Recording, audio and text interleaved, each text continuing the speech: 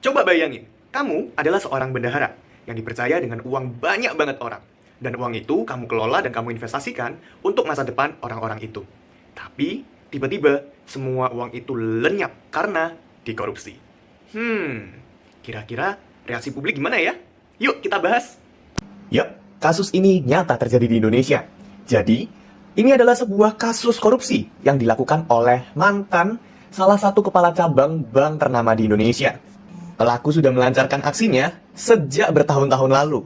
Lebih dari 5 tahun kasus ini berjalan, dan baru saja terungkap. Saat itu, pelaku masih menjabat sebagai kepala kantor cabang dari bank tersebut. Dan ia mendatangi secara pribadi korban dan menawarkan satu produk, yaitu deposito dengan bunga yang lebih tinggi dari rata-rata deposito yang ditawarkan oleh bank tersebut. Ketika melancarkan aksinya, pelaku menggunakan seragam dan atribut resmi untuk mengurangi kecurigaan. Dan pelaku menjemput secara langsung uang yang diinvestasikan oleh korban. Selama bertahun-tahun tidak ada masalah karena sang pelaku menombok terlebih dahulu uangnya. Dan tiba-tiba, pada Desember 2025, tidak ada pencairan dana sama sekali. Hingga pada Februari 2026, segala macam bilet dan barang bukti diminta oleh pelaku dengan alasan adanya pembaruan. Tetapi ternyata semua barang bukti dihancurkan dan pelaku pergi ke luar negeri. Kasus ini menjadi meledak karena jumlah kerugiannya yang sangat luar biasa. Nah, pertanyaannya nih, kira-kira bagaimana ya publik meresponi kejadian ini? Untuk menjawab hal tersebut, kita bisa menggunakan salah satu teori, yaitu Situational Theory of Public. Menurut teori ini, publik bersifat situasional atau bergantung pada situasi yang dihadapi oleh mereka. Keaktifan seseorang terhadap suatu kasus atau isu juga tergantung pada seberapa besar kasus atau isu itu memengaruhi kepentingannya. Karena itulah, mereka bersifat dinamis.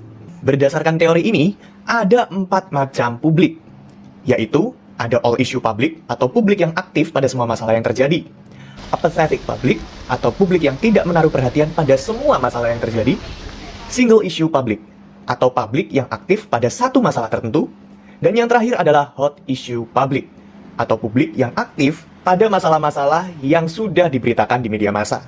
Pada kasus ini, sudah terlihat beberapa jenis publik yang muncul. Ada orang-orang hot issue public yang ikut mengawal kasus ini sampai selesai sejak kasus ini dipublikasikan. Para korban juga bisa diidentifikasi sebagai single issue public karena mereka hanya menaruh perhatian pada satu kasus ini saja. Di sisi lain, ada juga orang-orang yang tidak peduli sama sekali terhadap kasus ini, atau bisa disebut apathetic public.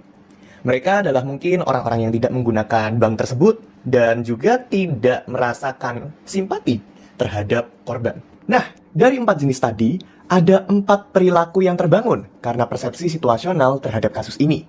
Yang pertama, yaitu problem facing behavior, yaitu mereka yang punya pemahaman yang tinggi terhadap kasus dan bisa melakukan sesuatu.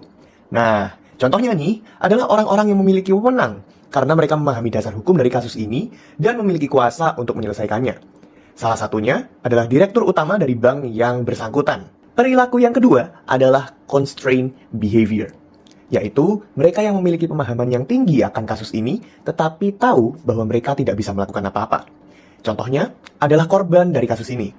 Mereka sangat mengerti duduk perkara dari kasus ini, tetapi mereka yang paling tahu bahwa mereka tidak bisa melakukan apa-apa. Oleh karena itu, mereka meminta bantuan dari pihak-pihak lain untuk menangani kasus ini. Perilaku yang ketiga nih, yang paling banyak dimiliki oleh publik, yaitu routine behavior. Yaitu mereka yang tidak melakukan apa-apa atau menjalani hari-harinya seperti biasa. Mereka memang cukup paham bahwa ada masalah atau kasus ini, tetapi mereka juga tidak terlalu paham tantangan apa yang harus dihadapi untuk menyelesaikan kasus ini. Oleh karena itu, mereka tidak melakukan apa-apa. Perilaku yang terakhir adalah fatalistic behavior, yaitu ketika orang-orang tidak terlalu mengetahui masalahnya seperti apa dan dasar-dasarnya apa, tetapi mereka tahu bahwa tantangan yang mereka hadapi sangat tinggi. Contohnya adalah orang-orang yang menjadi korban yang menginvestasikan uang-uang mereka kepada pengelola. Tentu saja, mereka tidak terlalu tahu duduk perkaranya, tetapi mereka mengalami kerugian, dan mereka tahu siapa yang mereka lawan.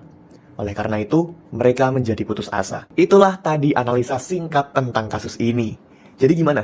Reaksi publik berbagai macam kan? Oleh karena itu, kepercayaan dari publik harus dijaga sekuat tenaga. Hanya dari satu kasus, bisa menyebabkan hilangnya kepercayaan dari publik dan menimbulkan efek domino yang luar biasa. Semoga membantu, Tuhan memberkati.